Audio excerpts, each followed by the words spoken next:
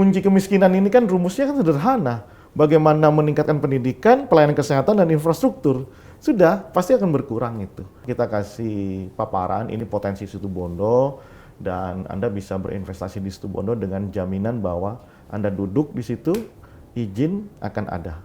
ASN itu sangat mudah dikendalikan oleh bupati. Yang penting bupatinya punya kemauan serius. Yang penting bupatinya memberi contoh gitu loh. Saya kumpulkan itu kepala-kepala desa di situ.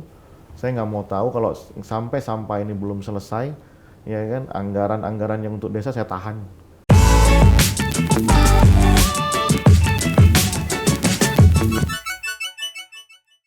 Halo sahabat Kompas.com, kembali lagi dalam program Nusa Raya bersama saya Servina Vivian. Hari ini kita sudah kehadiran Bupati Situbondo. Di sini sudah ada Bapak Yusuf Rio Wahyu Prayogo. Halo Bapak. Apa kabar, Vivi? Gimana kabarnya Bapak? Baik, Saya baik. baik banget. Sehat ya Pak ya? Sehat. Kamu gimana?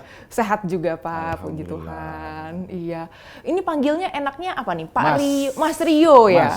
Karena Mas Rio ini adalah Bupati termuda Situbondo. Katanya begitu. Katanya begitu ya Mas? Ya, Oke. katanya begitu, karena sebelum-sebelumnya di atas 40 ya. Waktu aku terpilih, umur 40 tahun. Wah. Kata orang Amerika kan life begin at 40. Life begins at 40 ya Pak ya. Jadi masih muda banget nih. Auranya masih muda, Mas Rio jadi panggilnya ya. Mas Rio. Brand namingnya Mas Rio di sana. Oke. Jadi anak-anak kecil, orang tua semua manggilnya Mas Rio. Semua manggilnya Mas Rio. Nah, saya juga suka stok Instagram Mas Rio nih. Begitu ya? Nama akunnya Mas Rio Bupatiku ya Mas. Bupatiku. Terus di konten-kontennya tuh banyak banget Mas Rio pakai baju ini nih, tulisan 2740. Sebenarnya apa sih Mas? Apakah ada maknanya sama Situbondo? Iya, nggak ada sih secara langsung. Ini untuk apa? Reminder aja untuk diri, untuk sendiri. Gimana tuh maksudnya Mas? Ya, ini satu ayat di dalam kitab suciku. Oke. Ya, yang isinya bahwa kekuasaan itu ujian untuk pemimpin, ujian. Itu aja, reminding aja. Jadi ini adalah waktunya ketika pemimpin diuji gitu ya Mas? Ya, itu aja sih. Oke. Nah, selain saya ngestok sering lihat Mas Rio blusukan, datang-datang ke tempat longsor ataupun desa-desa di Situbondo, yang terbaru nih saya lihat ada yang unik, Mas Rio meminjamkan mobil dinas untuk mobil pengantin. Iya. Nah, idenya tercetus dari mana sih Mas? Itu random aja sebenarnya kemarin, pas lagi pulang kegiatan, mobil pada parkir semua, dan memang saya jarang pakai ya mobil, cuma 2 kali kalau nggak salah, 2 atau 3 kali pakai mobil salah satu merek SUV, dan saya lebih pakai mobil pribadi saya yang lebih sedan, ini lebih suka sedan, saya bawa dari Jakarta, saya lebih sering pakai itu, akhirnya lebih banyak tidak dipakai, dan ngobrol-ngobrol waktu itu malam itu tercetus saja ide random untuk pengantin, dan hari ini tepatnya sudah mulai ada 1 orang namanya Hasan dihantarkan oleh mobil itu, dan mereka happy banget. Ketika saya posting tadi dalam perjalanan dapat kiriman foto si Hasan dengan mobil itu. Saya posting di Facebook itu sudah yang like per tadi sebelum kita masuk udah hampir 2.000 itu yang like, yang komen 300-an. Jadi mereka happy ya, uang rakyat untuk rakyat.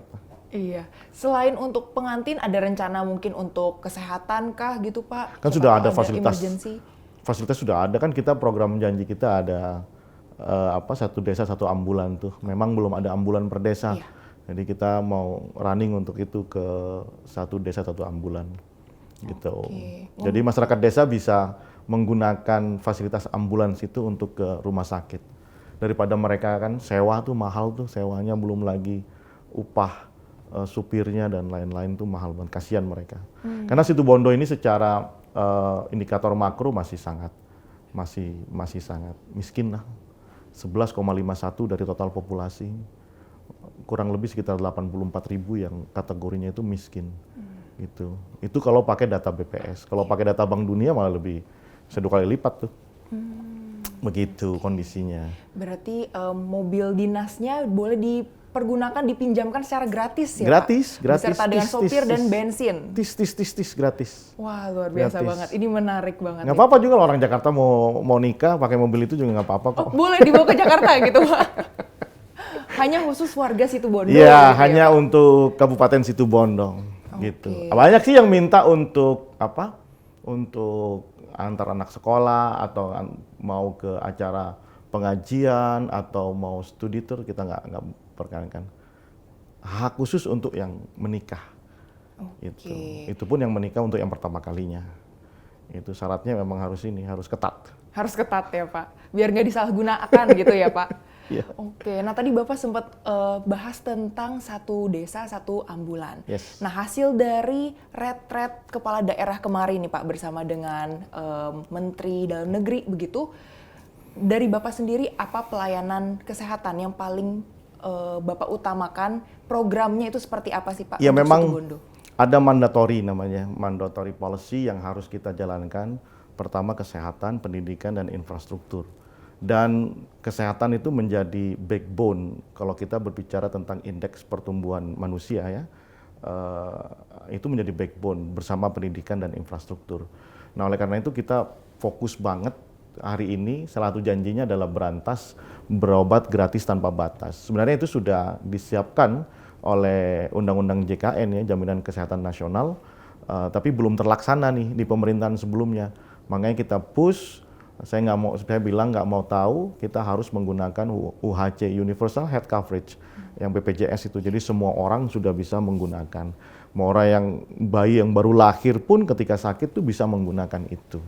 Nah, selain itu kan penunjang sarananya seperti mobil ambulans tuh. Nah itu mau kita dorong juga. Cuman kita belum punya kesempatan untuk range ini anggaran karena ada keterbatasan di perubahan karena saya belum bisa. Kita punya kelemahan itu ya, bupati terpilih itu kan tidak bisa merotasi karyawan tuh, pejabat-pejabat. Yang kedua, anggaran itu dibatasin sampai di anggaran perubahan baru bisa. Karena yang bergulir sekarang ini kan baru anggaran yang tahun 2024 yang diputuskan DPR bersama bupati sebelumnya, belum masuk ke visi misinya Mas Rio dan Mbak Ulfi ini. Nah, itu yang kita tunggu sampai di anggaran perubahan, nanti baru digeser dengan visi misi kita. Salah satunya adalah ambulans gitu. Tapi itu tidak mudah juga, tidak tiba-tiba kita kasih mereka. Selama ini desa-desa itu kan tidak diukur kinerja mereka, KPI-nya apa. Nah, sekarang kita lagi bikin format KPI-nya itu, baru dapat ambulan.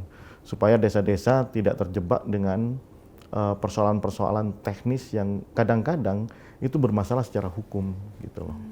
Kita sambil ngajarin nih, gitu Pipin. Untuk efisiensi anggaran, apakah ini akhirnya bakalan berimbas dengan pendanaan mungkin satu desa satu ambulans tersebut? Pasti, itulah butuh butuh craftsmanship ya, butuh cara kita mengelola keuangan, cara bijak kita mengelola keuangan. Saya kasih contoh misalnya perjalanan dinas itu kan hampir Impres nomor 1 tahun 2005 itu kan harus dipotong 50% semuanya itu. Termasuk perjalanan dinas DPR, bupati dan semuanya. Ya sudah kita ikuti itu. Perjalanan dinas saya sama wakil dan sekretariat daerah semua dipotong. Semua dipotong. Nah, itu dialokasikan untuk pendidikan, kesehatan begitu. Jadi kita memang kehilangan dipotong secara dari pusat, transfer pusat itu 34 miliar, 33,9, tapi kita dikasih ruang anggaran untuk menggeser dari yang yang kayak perjalanan dinas itu digeser untuk keperluan kesehatan, pendidikan dan infrastruktur. Nah, itu yang kita lakukan. So far sih nggak ada masalah masih gitu. Oke, nah kemudian kalau misalnya dari Bapak sendiri tadi sempat ngomong juga kalau misalnya masyarakat Situbondo ini masih termasuk yang indeks kemiskinannya cukup tinggi begitu ya Pak. Nah, bagaimana cara Bapak ataupun dari pemerintah kabupaten untuk nge-boost UMKM di masyarakat Situbondo? Itu salah satu main program kami ya sebagai pasangan calon ketika kita campaign kemarin. Kita tawarkan konsep entrepreneur mindset. Jadi Situbondo itu kan lintas dagang utama di Pulau Jawa, ya kan, menuju ke Pulau Bali, ya, dan Nusa Tenggara Barat maupun Timur. Itu kalau dulu kita kenal dengan Jalan Raya Pos Denles, ya, Anyar Panarukan, ya itu Situbondo, itu Panarukan itu Situbondo itu. Nah, di situ kita punya pelabuhan, tapi kita tidak punya sumber daya alam yang bisa dieksploitasi. Contoh seperti Bojonegoro misalnya, dia punya minyak, ya, atau di mana di Kutai punya batubara, atau kayak Badung misalnya, dia punya jasa perhotelan yang menopang APBD-nya sampai 90%. Ya, Situbondo tidak punya itu semuanya. Nah, tapi kita punya jalur lintas Pantura paling panjang. Ada pelabuhannya gitu, ya. Ada tol nanti juga. Nah, apa yang kemudian yang bisa kita lakukan? Yang membuat sesuatu. Salah satunya adalah meningkatkan produktivitas di pertanian. Tapi harus ada model hilirisasi. Nah, hilirisasi itu kan butuh instrumen. Instrumennya apa? Namanya UMKM. Nah, ini lagi kita kebut. Bahkan ketika aku sudah dilantik, ngelihat data UMKM saja masih tidak rapih gitu, ya. Bahkan aku bisa klaim itu nggak sesuai gitu loh. Makanya mulai dari data kita perbaiki, ya. Basisnya adalah evidence based policy, ya. Jadi kita ngambil kebijakan berdasarkan dengan data di lapangan. Nah, UMKM menjadi instrumen pokok selama aku jadi bupati nanti. Baik di sektor pariwisata, sektor pertanian, perikanan, kita kuat di sektor-sektor itu, ya, pertanian, perikanan, pariwisata, dan juga di peternakan. Kalau ke Baluran itu bisa lihat coba sapinya itu ribuan di sana itu, di Situbondo. Nah, itu mau kita dorong, mau kita boost melalui pendekatan UMKM. Gitu. Kemudian dari pemerintah kabupaten sendiri, apakah ada mungkin program-program tersendiri untuk pertanian nih Pak? Karena kan Situbondo terkenal dengan agraris, ya? Ada. Salah satu contoh adalah misalnya kita, ini berkaitan, ya, pendekatannya UMKM, misalnya program pertanian. Ada misalnya mereka mau tanam, kita lagi dorong 3 komoditas nih, jahe, kemudian kapulaga, sama kemukus, plus kalau ini memang menjadi trademark Situbondo, mangga, ya. Kalau menurut saya ke Keramat Jati aja, di Keramat Jati itu pasar Keramat Jati, kalau sudah datang mangga Situbondo itu pasti sudah cepat habis. Nah, persoalan mereka ini kan satu permodalan, yang kedua instrumen tengahnya atau middle instrumennya adalah creative hub. Bagaimana sih cara bikin perizinan, kemudian dan cara literasi tentang ekspor impor begitu, ya. Nah, yang ketiga adalah pemasaran. Nah, ini semua yang mau kita kerjakan gitu, ya. Apa programnya? Contohnya misalnya Forsa, kita punya program Forsa, itu adalah voucher UMKM. Mereka akan dikasih fasilitas permodalan oleh Bank Himbara, bunganya kita yang bayar. Pemerintah kabupaten yang bayar, termasuk provisinya itu kita yang bayar. Jadi mereka dapat permodalan, bunganya yang nanggung adalah pemerintah kabupaten. Itu untuk mengeboosting kerja-kerja di paling tidak di 3 sektor, gitu. Untuk bisa menjaga stabilitas harga nih Pak, dari hasil pertaniannya itu seperti apa Pak? Situbondo sebenarnya kan kalau dari inflasi maksudnya, ya, stabilitas harga di Situbondo sih kalau per padi saya kira aman karena kita surplus. Cuman bisa ditingkatkan lagi supaya bisa ekspor. Misalnya bukan ekspor dalam pengertian ke luar negeri, ya. Saya pernah ke satu pulau di Indonesia Timur, itu bisa sangat mungkin beras-berasnya itu dari Situbondo. Kemudian bawang saya kira aman. Mungkin cabai dan kategori kayak telur itu yang mau kita jaga. Nah, apa yang bisa kita lakukan? Ya, tiap saat kita berkoordinasi dengan Bank BI. Tiap minggu saya minta Bank BI paparkan tentang pergerakan harga komoditas yang ada begitu, ya. Supaya kita bisa update, bisa tahu mana yang lagi turun harganya atau lagi naik harganya, kita kasih intervensi pasar di situ. Misalnya pasar murah, banyaklah saya kira intervensi pasar modelnya kan. Oke, gitu. Untuk Bulog pun juga di Situbondo tetap terus koordinasi terus. Insya Allah kalau padi sih aman, sejauh ini sih aman gitu. Oke, berarti bisa ketahanan pangan dan juga mungkin swasembada pangannya aman ya kalau di Situbondo? Kalau sekedar aman untuk mencukupi populasi dari demografi yang ada, saya kira aman. Justru itu menjadi opportunity buat pemerintahan sekaligus tantangan, bisa nggak meningkatkan produksi padi dalam 1 hektar dari 5,4 ton per hektar bisa naik ke 7 atau 8. Nah, ternyata masalahnya ada di air. Nah, ini yang mau kita dorong nih. Nanti uang pemerintah akan digelontorkan untuk melakukan irigasi. Gitu.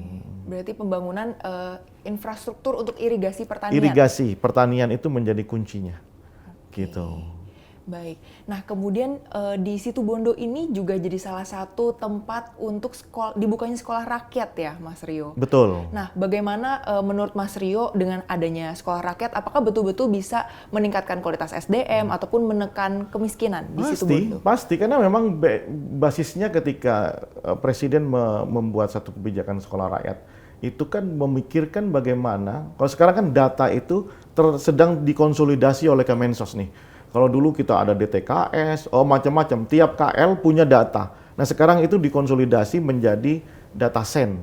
Nah, di datasen itu gambarannya ada profil masing-masing demografi itu mulai desil 1 sampai desil 10 tuh. Desil 10 itu maksudnya adalah desil yang paling kategori orang kaya lah ya, dari yang paling miskin di desil 1. Nah, sekolah rakyat itu mensasar desil 1, desil 2, desil 3. Jadi orang-orang miskin yang tidak punya akses pendidikan itu nanti akan dijadikan satu, dan saya yakin ketika itu dikonsolidasi sampai SD, SMP sampai SMA, bahkan mungkin didistribusikan ketika ada perguruan tinggi yang diinginkan, itu akan dahsyat pasti. Kunci kemiskinan ini kan rumusnya kan sederhana, bagaimana meningkatkan pendidikan, pelayanan kesehatan dan infrastruktur, sudah pasti akan berkurang itu. Serta investasi. Investasi ini juga menjadi target utama untuk menunjang hilirisasi UMKM tadi itu. Nah, kita mau bikin Investor Day. Investor Day? Yes. Seperti apa tuh berarti, Mas? Ya, kita undang investor-investor, kita kasih paparan, ini potensi Situbondo, dan Anda bisa berinvestasi di Situbondo dengan jaminan bahwa Anda duduk di situ, izin akan ada. Jadi investor tidak lagi tuh keliling ke dinas-dinas yang ribet begitu, duduk saja, izin akan datang sendiri. Berarti bisa dijamin pembebasan lahannya akan dipermudah begitu? Dipermudah semuanya, sesuai prosedur saja. Begitu. Sudah banyak tuh yang tadi malam aja datang satu orang, satu perusahaan, udah beres perizinannya gitu. Kuncinya di situ kan. Karena cara kita bernegara yang baik itu ketika investasi itu kita bikin ramah.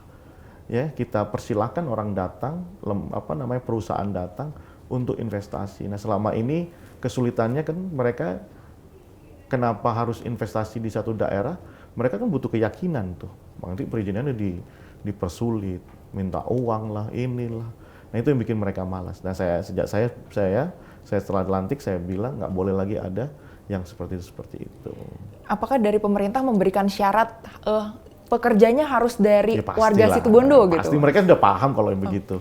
Nggak mungkin juga kan dari luar kota. Memang kadang-kadang untuk masih ada dari luar kota, tapi kita pasti memberi syarat itu. Bahkan kemarin itu ada satu perusahaan mau ngurus perizinan, mau memberi sesuatu pada saya tolak dan saya bilang sudah, saya nggak butuh apa-apa, saya cuma butuh CSR perusahaanmu. CSR-nya bentuknya apa? Beasiswa, gitu ya. Siapa? Orang di sekitar perusahaanmu itu yang disekolahkan. Itu yang saya minta ke mereka. Gitu. Oke. Berarti kalau kualitas SDM berarti bisa Mas Rio jamin juga kualitas SDM Situbondo? Harus. Ini kerja keras. Ini tentu bukan seperti seperti semudah membalikkan telapak tangan, tapi semua itu harus diajak berpikir bahwa SDM inilah yang menjadi tulang punggung kemajuan satu daerah, gitu ya. Investasi mau masuk, tapi SDM-nya tidak ada, lagi-lagi ngambil dari luar kan. Akhirnya apa? Mereka tidak lagi bekerja, pulang sekolah, pulang kuliah dari luar kota, masuk Situbondo tidak ada lapangan pekerjaannya. Ini yang mau kita kerjakan, sembari membenahi atau membrainstorming mindset mereka, gitu ya, supaya tidak melulu bekerja itu dianggap hanya sekedar menjadi karyawan, menjadi PNS, menjadi honorer gitu ya. Tapi banyak kerja-kerja kreatif seperti anak-anak muda sekarang. Nah, kita sedang konsolidasi terus tuh. Contohnya kemarin malam anak-anak yang muda yang fotografer itu berkumpul, kita ajarin, coba kamu lihat Jalan Braga di Bandung itu, ada namanya Braga Street Photography kan di situ. Nggak perlu kita dia ngantor dari jam 7 pulang jam 4, tapi bisa dapat penghasilan dari situ. Kemudian mengembangkan wisata juga butuh paket-paket wisata. Nah itu anak-anak perlu diajarin juga begitu. Oke, berarti ya dibutuhkan adanya pendidikan ini ya supaya bisa meningkatkan kualitas ini SDM. pendampingan yang lemah selama ini pemerintah itu kan tidak melakukan pendampingan, ya kan kepada mereka-mereka terutama yang anak-anak yang secara kelompok umur itu umur yang produktif itu kan perlu didampingi itu baik di sisi pertanian, kepariwisataan itu kalau nggak didampingi mereka kebingungan nanti. Ya kan mau kerja apa nih? Sementara tidak ada lowongan kerja, mereka nggak bisa kreatif tuh. Bahkan misalnya nih, yang paling sederhana aja adalah ketika potong rambut tuh. Itu kan butuh tuh, ada 700.000 kepala di situ Bondo kan pasti butuh potong rambut tuh kan. Nah kenapa nggak pelatihan itu didampingi gitu ya? Itu kan serapan tenaga kerjanya pasti kalau seperti itu. Dan banyak yang lainnya. Gitu. Kalau dari pemerintah kabupaten sendiri, apakah akan ada rencana konkret bekerja sama mungkin dengan perguruan tinggi negeri di situ Bondo? Udah kemarin kita bahas. Oke, itu berarti programnya seperti apa tuh, Mas? Begini, basis kebijakan selama ini tidak didasari dengan evidence, tidak didasari dengan data.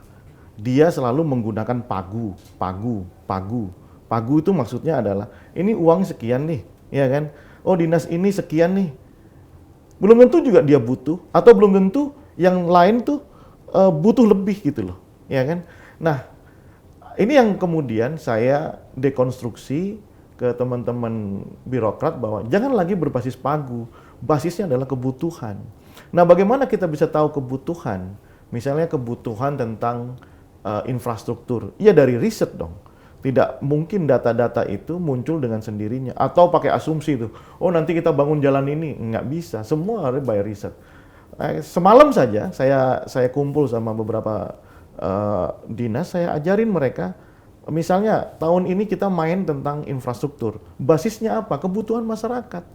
By apa? Ya by riset, survei dan lain-lain. Nah, selama ini anggaran riset kita di daerah-daerah kecil banget. Nggak sampai 1 miliar. Padahal uang hampir 2 triliun ini mau digelontorkan sebagai basis kebijakan.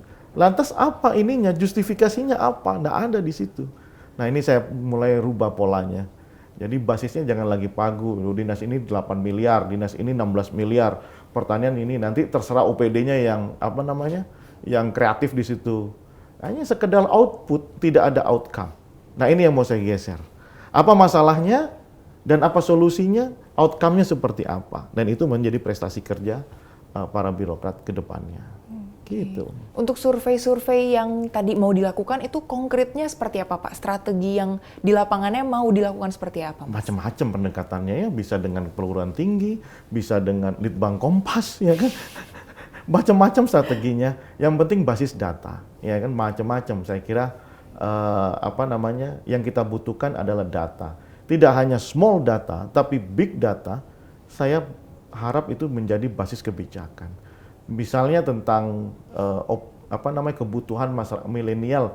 Kita kan tahu nih di Instagram itu lebih banyak anak-anak yang kategori umur gen milenial sama gen Z ketimbang yang Facebook dan TikTok tuh. Itu kan saturasinya kelihatan di situ. Oh, anak milenial kebutuhannya apa nih? Ya kan? Nah, dari situlah kita ambil basis kebijakan. Gitu saya kira.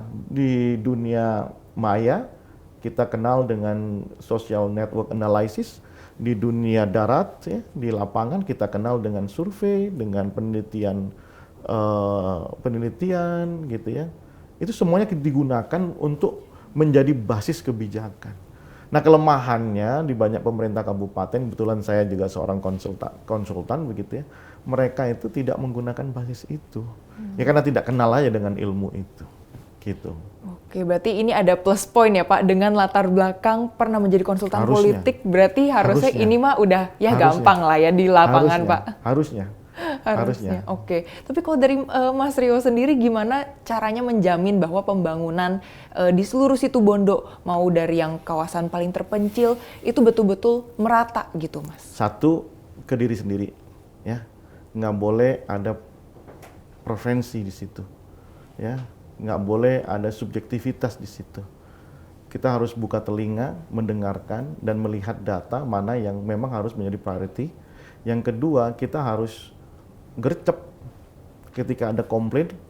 Tadi aja di pesawat buka HP, sudah ada komplain soal jalan begitu ya, langsung saya laporkan ke dinas terkait. Ada komplain soal sekolah rusak, kita langsung laporkan ke dinas terkait begitu. Karena terutama di bidang itu ya, infrastruktur, kesehatan, dan pendidikan, kita harus gercep. Nggak boleh nunggu lama lagi, karena masyarakat itu sekarang kan interaksinya kan sangat organis gitu ya, cepat sekali di media sosial, makanya kita harus gercep, nggak boleh nunggu lama. Itu sih kuncinya menurut saya. Apakah saya optimis? Ya, insya Allah.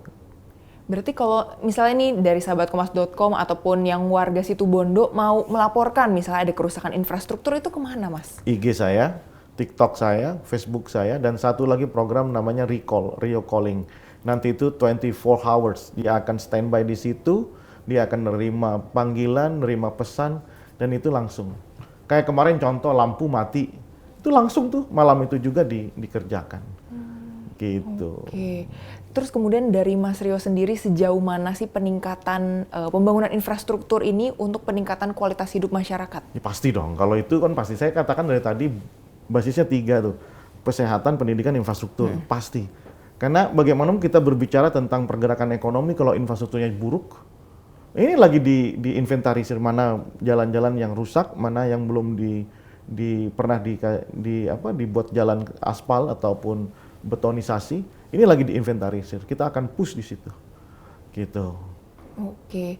Nah, kemudian dengar-dengar di situ Bondo bakalan ada Google for School ya, Mas? Iya, udah lama itu sebenarnya program, cuman nggak jalan di pemerintahan sebelumnya. Ini mau saya hidupkan lagi. Nggak cuman itu, nggak cuman Google itu. Saya tantang mereka, bisa nggak bikin Google Gov gitu ya, government. Kita di perusahaan-perusahaan di Jakarta sudah pakai model seperti itu ya, di Microsoft juga ada kan itu. Jadi karena saya yang bikin kaget dari seorang profesional ke dunia birokrasi itu, tiap hari itu tumpukan kertas tuh banyak banget gitu loh. Nggak efektif dan tidak efisien menurut saya. Nah, hari Selasa besok kita diundang sama Google untuk presentasi Google Government itu.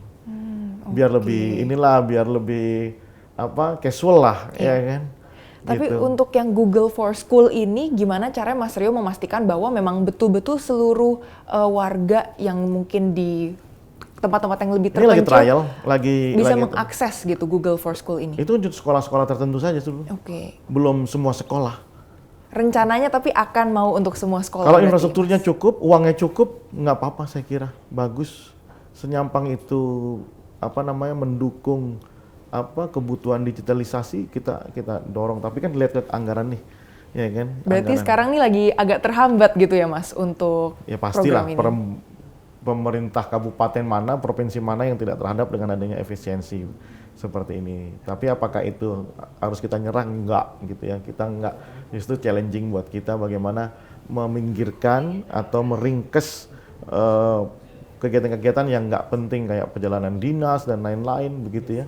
ATK, nah itu yang harus kita kurangi gitu. Itu aja. Oke, jadi cara-cara pintar untuk mencari celah-celahnya begitu ya, Mas? Iya. Kita harus kreatif, prosedural gitu ya. Dan tentunya saya titip pesan ke teman-teman birokrat selalu profesional gitu. Tapi kalau dari Mas Rio sendiri gimana caranya untuk bisa memastikan bahwa betul-betul ASN yang ada itu mungkin bebas dari pungli? Tongkrongin aja tiap hari. Tongkrongin, saya keliling ke dinas-dinas, saya ajak bicara, ajak ngopi, nongkrong bareng. Karena sentuhan formal saya kira tidak banyak berbicara ya. Tapi sentuhan non informal kayak nongkrong bareng, tukar pikiran, ini visinya ke depan seperti ini. Saya kira ya, saya belum bisa menilai karena baru 2 bulan, tapi baru nampak nanti tahun depan insya Allah apakah ada perubahan apa enggak. Cuman ya ada perubahan mungkin di speed kerja aja yang biasanya agak lamban begitu, ini harus cepat. Dengan style Jakarta harus cepat pokoknya.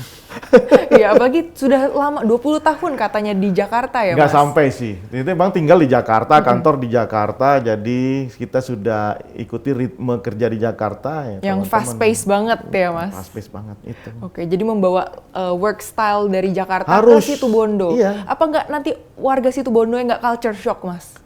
Agak sih sekarang, tapi mudah-mudahan sih nggak ini. Ya, kan warga melihat hasil. Kalau yang agak culture shock mungkin ya, ASN, dugaan ASN mungkin ya, Mas? Mungkin ya. Saya biasa mungkin dengan prototipe birokrat yang harus saya katakan secara jujur sangat feodalistik. Kemudian saya bikin sedemikian egaliter, sedemikian casual begitu ya. Masa orang segede ini nggak bisa bawa map gitu ya. Itu kadang-kadang rebutan tuh yang mau bawain tas, mau bawain map gitu, buat saya aduh, masa setelah jadi bupati nggak kuat bawa tas atau map begitu ya. Nah, biasa aja lah gitu ya. Nah, karakter-karakter seperti itu yang ingin saya rubah. Yang penting adalah you bekerja dengan baik, profesional, hasilnya ada gitu ya. Mau kerja di mana aja terserah udah. Yang penting hasil by data ada dan gitu ya, Mas? outcome-nya. Outcome. Itu yang paling penting itu. Bukan lagi formalitasnya yang ini, tapi hasilnya. Mau kerjain di kafe kayak di mana kayak terserah, yang penting selesai. Gitu. Ke depan seperti itu sih. Oke, berarti rencananya 5 tahun ke depan akan sekasual itu gitu ya, Mas? Itu. Ya. Oke. Masih mau ngebahas juga tentang digitalisasi nih, Mas. Yes. Digitalisasi, katanya mau ada situbondo-cerdas.id ya, Mas? Ya. Nah, itu gimana tuh, Mas, aksesibilitasnya mungkin dan juga untuk bisa transformasi digital tentang pendidikannya nih di Situbondo? Iya, jadi situbondo-cerdas.id itu lebih sebenarnya transformasi di gini loh. Basisnya adalah kalau yang cerdas itu sebenarnya lebih ke bagaimana masyarakat bisa accessible terhadap beasiswa. Itu dulu tuh. Rencananya itu ya. Itu dulu. Jadi beasiswa tuh. Karena kita punya anggaran 2,8 miliar. 3,1 tahun lalu serapannya cuma 2,8. Aneh kan ya? Ini mau ngasih duit ke orang tapi kok serapannya rendah begitu ya. Mungkin sosialisasi yang kurang kali ya, Mas? Yes, itu poinnya. Nah, Kominfo saya perintahkan untuk lebih giat untuk melakukan sosialisasi. Kominfo adalah agregator semua kepentingan pemerintah kabupaten menyebarluaskan informasi, termasuk soal adminduk, pendidikan, dan lain-lain. Nah, nanti orang bikin KTP aja mau kita, pokoknya harus di desa, supaya nggak jauh-jauh ke kota, begitu. Nah, gitu. Terus yang menarik juga dari program Mas Rio sendiri ada Sibon Melenting. Ya, itu beasiswa tadi. Itu. Oh, beasiswa tadi itu Sibon Melenting. Mau sampai S2, S3, kalau udah S4 kita biayain deh, kira-kira gitu. Oke, berarti ini sebetulnya sudah ada dari setiap pemerintah pasti ada kan ada. beasiswa itu. Cuman kan range-nya berapa kan kita berbeda tuh. Kalau saya pastikan besok range-nya lebar dan besar gitu loh. Jadi semua orang, anak-anak yang berpotensi, apalagi bisa diterima di kampus luar negeri, fully support. Oke. Gitu. Kalau dari Mas Rio yang sudah terbiasa dengan kultur di Jakarta nih, melihat masyarakat Situbondo itu seperti apa sih, Mas, sebetulnya? Ya, kondisi masyarakat saat ini deh. Ya, jujur memang masih sangat tradisional. Butuh percepatan kalau kita memang mau mengejar ketertinggalan, paling tidak mengentaskan kemiskinan ya, mengurangi kemiskinan, kita butuh percepatan gitu. Harus lebih banyak melihat dunia luar, lebih melihat luar gitu ya. Makanya saya ajak berdiaspora ya, diaspora supaya dapat beragam perspektif, ragam paradigma, supaya tidak hanya melihat oh ini saja yang benar, itu tidak gitu. Termasuk di dunia pertanian, pariwisata dan lain-lain, supaya tidak punya single perspektif, tapi lebih kaya, dia lebih kaya melihat satu peristiwa, mimpi besar di masa depan itu lebih kaya, gitu ya, lebih bijak lah melihatnya. Oke, tapi gimana caranya supaya bisa melakukan percepatan di gerakan masyarakat ini, tapi tanpa meninggalkan mungkin budayanya ataupun karakteristik dari warga situ Bondo? Jangan sampai ditinggalkan. Ya, contohnya Rio Prayogo lah. Ya, sudah di Jakarta tetap aja gayanya tetap gaya situ Bondoan begitu. Tapi dalam hal tertentu kita juga harus mengkombinasikan dengan style-style kerja. Urusan kerja misalnya ya harus dengan gaya Jakarta. Nggak boleh lagi kayak daerah-daerah gitu ya. Udah masuk kantor nanti misalnya nongkrong gitu kan, nggak etis. Nah itu yang mau kita perbaiki pelan-pelan. Paling berat sih shifting mindset. Dari mindset yang tradisional menjadi entrepreneur mindset itu nggak mudah. Saya tekankan juga ke birokrat, kita kan total PNS tuh ada sekitar 6 ribuan tuh. Saya tekankan, apa sih entrepreneurial mindset itu apa? Bukan orang jualan gitu, bukan. Saya bilang entrepreneur mindset itu adalah jiwanya itu dinamis, dia open minded, gitu kan. Pelayanan tuh nggak boleh lagi nanti inilah macam-macam, harus gercep lah intinya begitu. Dan tahu bagaimana cara ketika ada perubahan, ada sensing gitu ya. Contoh sekarang ini, efisiensi ini kan satu perubahan nih, ya kan, satu perubahan. Dia harus siap gitu loh, tidak boleh, ini banyak tuh kan yang mengeluh karena udahlah, ini kan nggak mungkin juga kita ngelobi presiden untuk merubah impres itu, nggak mungkin. Kenyataannya seperti itu. Udah, bagaimana sensing kita? Kalau dalam istilah manajemen ini, dynamic capacity-nya harus ada gitu, ya kan. Apapun yang akan menantang kita sudah nggak apa-apa kita hadapi begitu. Nah itu sih. Tapi gimana nih Mas, 1 versus 6 ribuan ASN tersebut, gimana caranya dari Mas Rio ini benar-benar kan Bupati itu punya gitu? power untuk mengatur. Sebenarnya karena saya basisnya seorang peneliti juga ya, saya tahu ASN itu sangat mudah dikendalikan oleh bupati. Yang penting bupatinya punya kemauan serius. Yang penting bupatinya memberi contoh gitu loh. Gitu. Mereka itu pasti nurut kok sama bupatinya itu. Karena bupati punya otoritas yang sangat mutlak terhadap karir mereka itu. Gitu. Kalau itu diarahkan ke hal yang positif, mereka pasti mau. Nah, buktinya kita sudah bikin berapa kali kegiatan pasar kuliner, jalan dan ramai gitu. Oke, berarti dari sosok bupatinya sendiri, Mas Rio-nya sendiri semua harus memberi contoh. Kabupaten, hasil riset saya mengatakan bahwa semua kabupaten itu tergantung dari bupatinya. Kalau bupatinya mau slow aja ya slow, kalau mau kencang. Mereka pasti akan ikuti ritmenya. ASN itu entitas yang unik karena dia besar, tapi ketika bupati arahnya ke kanan, dia akan ke kanan. Kalau arahnya ke kiri, dia akan ke kiri gitu loh. Gitu. Oke, berarti berawal dari bupatinya dulu. Bupatinya. Oke, nah saya juga sempat stok nih Instagram Mas Rio yang Mas Rio survei langsung ke Desa Besuki, desa yang dengan isu utamanya sampah. Sampah tuh. Nah, gimana sih kondisi dari Desa Besuki saat ini nih Mas? Marah banget ya. Itu kan Besuki itu kan kalau Evin tahu dia adalah ibu kota Karisidenan, membawai 4 kabupaten. Era itu di Hindia Belanda ya, kota besar terbesar dulu di paling timur di Jawa Timur adalah Besuki. Nah itu kota lama, nah pemukimannya banyak sekali, sampahnya tidak terurus. Nah ketika saya cek ke lapangan memang banyak keluhan, memang saya juga merasakan ketika kampanye, waduh buruk banget sih. Akhirnya saya kumpulkan itu kepala-kepala desa di situ. Saya nggak mau tahu kalau sampai sampah ini belum selesai, ya kan, anggaran yang untuk desa saya tahan.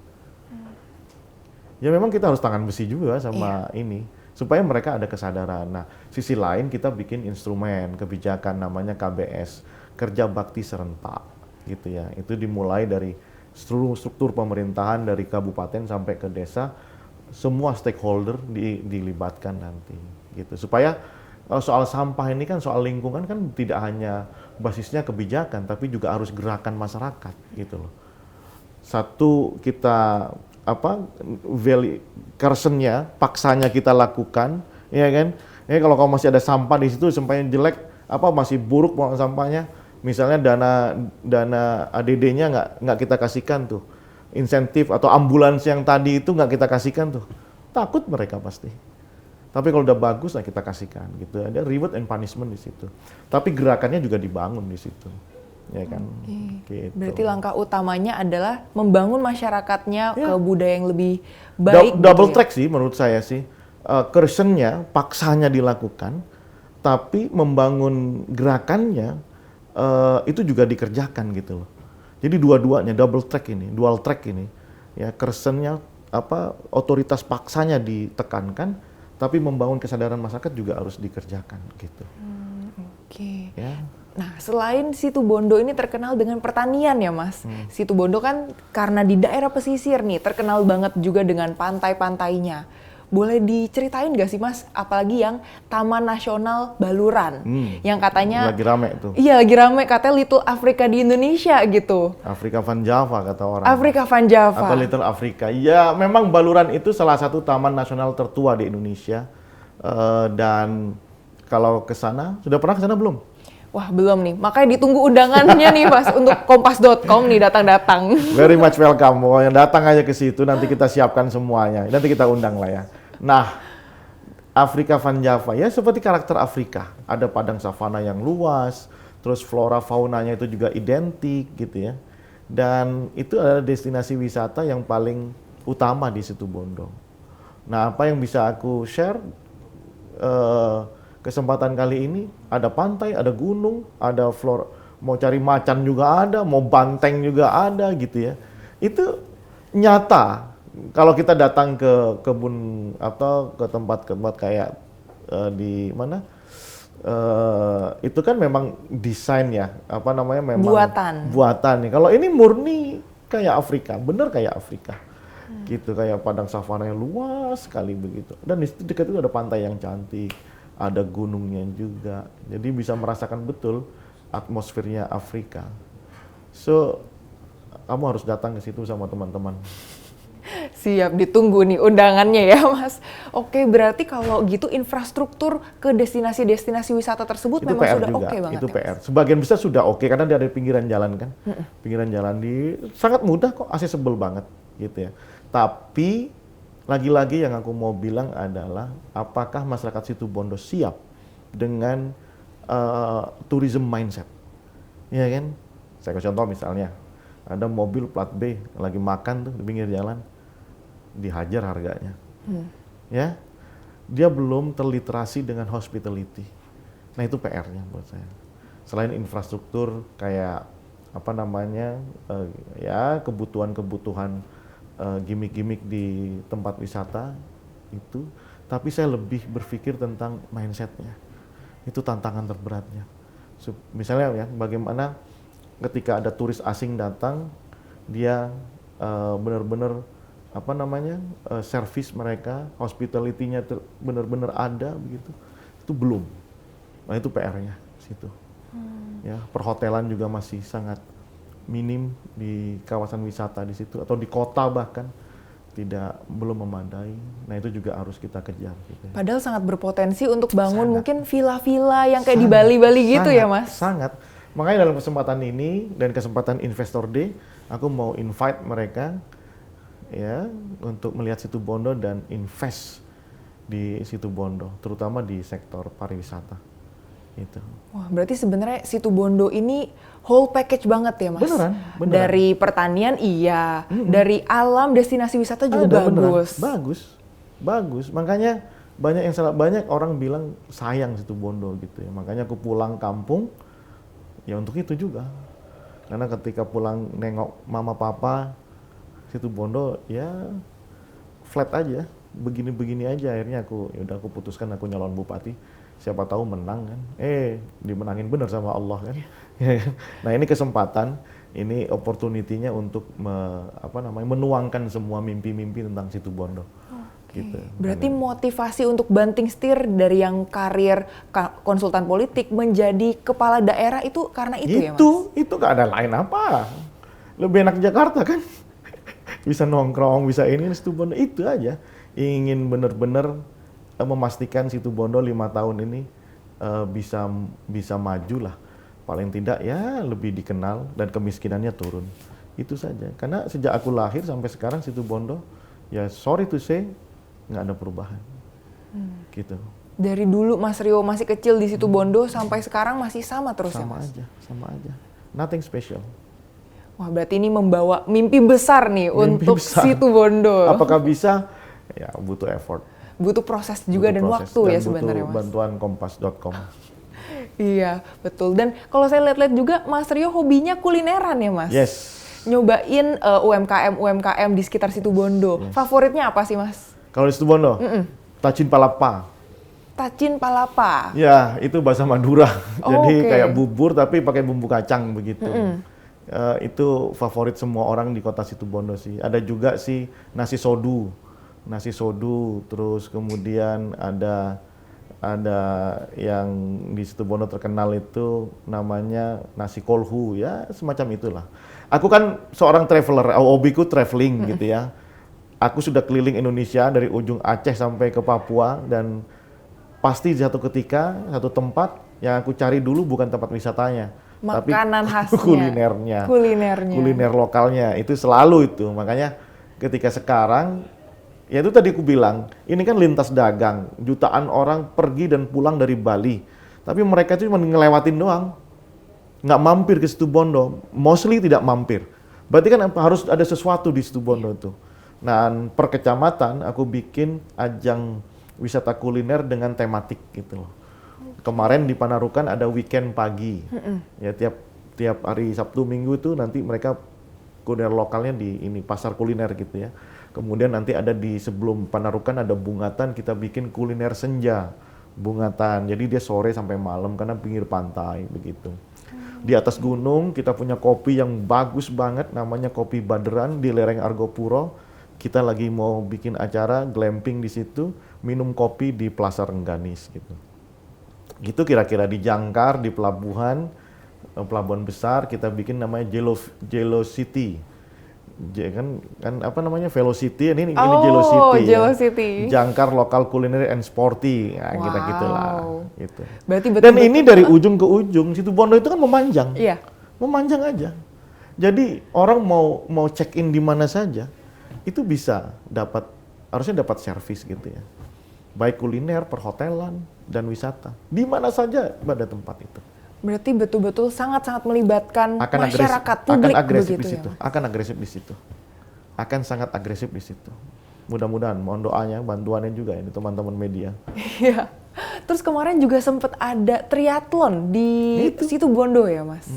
Itu terbuka untuk umum berarti secara internasional mungkin? Iya. Ini lagi tadi di bandara, sebelum berangkat ke sini, aku ketemu sama pengurus triathlon provinsi, kita mau bikin baluran internasional triathlon. Ya kan? Lihat kenapa triathlon? Triathlon kan tiga olahraga jadi satu. Renang, sepeda, lari. Iya. Dan Situbondo bentang alamnya sangat cocok untuk itu. Ini gunung, ini jalan, ini laut. Gitu loh. Dan camp triathlon nasional itu ada di Situbondo.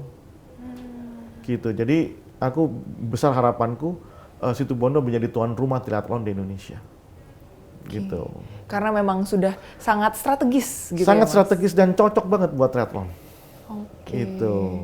Terakhir nih Mas Rio, harapannya selama 5 tahun ini mau membawa Situbondo menjadi dikenal sebagai kabupaten apa sih Mas? Pertama, ya harapan paling utama aku pengen Situbondo itu pasti kemiskinannya harus turun ya. Masih parah banget soalnya. Itu yang bikin ngelus dada sih. Kemiskinannya dari 11,51 harus turun di 9% lah. Turun 34 ribuan di targetku seperti itu. Yang kedua, kalau orang tanya tentang Situbondo, apa sih yang top of mind-nya apa gitu ya. Aku pengen orang kenal lagi Panarukan gitu ya. Panarukan itu Denles dulu nggak sembarangan juga kan. Bikin anyar Panarukan gitu dengan segala satunya. Ini kabupaten physically kolonial gitu ya. Memang diciptakan oleh secara serius oleh Hindia Belanda. Kita bahkan nama kabupaten itu sampai ganti 3 kali gitu ya. Kabupaten Besuki pertama karena itu center capitalnya di situ. Pindah lagi ke Panarukan, Kabupaten Panarukan, dan sekarang Kabupaten Situbondo. Dan ini historical banget dan itu sekarang sudah tenggelam gitu loh. Dan ketika orang lewat mau ke Bali, pulang dari Bali, harus mampir ke Situbondo, tidur di Situbondo dan menikmati sajian Situbondo. Jadi pulang dari situ, mereka akan bercerita tentang Situbondo. Wah, aku dari Situbondo loh. Jadi ketika aku tanya sama orang, satu saat nanti, mereka akan dengan senyum, senang cerita tentang Situbondo gitu ya. Bukan lagi nanya, tahu Situbondo nggak? Nggak gitu. Nah itu nyesek banget sih kalau udah kayak gitu. Itu aja sih harapanku sih. Gitu. Oke, berarti membawa kemajuan dari Situbondo itu ini ya, pastilah, Mas? pasti harus. Bismillah harus itu, kemajuan itu. Oke, baik. Terima kasih banyak Mas Sama-sama, Rio Vivin. sudah mau Thank ngobrol, you. diskusi bareng. Terima kasih sudah diundang juga ke sini. Terima kasih Mudah-mudahan tidak hanya sekali dan bisa bersinergi ya. Ikut bantu